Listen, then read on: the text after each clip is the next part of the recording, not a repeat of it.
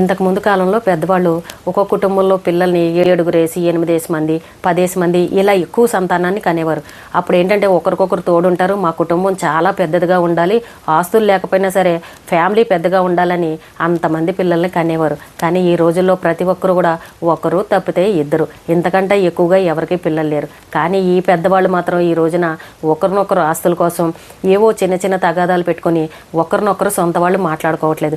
మరి ఈ వెనకాలన్న మన పిల్లల పరిస్థితి ఏంటి? మనం మాట్లాడుకుని మన బంధాలు గట్టిగా ఉంటేనే కదా మన పిల్లలు కూడా ఒకరినొకరు మాట్లాడుకునే పరిస్థితి. మన పిల్లలు కూడా మన చుట్టాలు మన వాళ్ళని వాళ్ళకు కూడా బంధాల విలువ తెలుస్తుంది. మనమే ఈ రోజున ఆస్తుల కోసం వాటి కోసం కొట్టుకుని మాట్లాడుకోకుండా ఉంటే రేపొద్దున మన పిల్లలు మనల్ని చూసి ఏమి నేర్చుకోవాలి చెప్పండి? ఎవరికి వాళ్ళే ఫ్రెండ్స్ని పట్టుకొని ఇంకా అలా కాలాన్ని గడిపేయాలన్నమాట. నా వాళ్ళు, నా సొంత వాళ్ళు, నా ఇంటి పేరుటి వాళ్ళని ఇలా చెప్పుకోవడానికి పాపం వాళ్ళకి ఎవరూ ఉండరు. పిల్లల భవిష్యత్తు బాగుండాలని అంటే ముందు పెద్దవాళ్ళ ప్రవర్తన బాగుండాలి.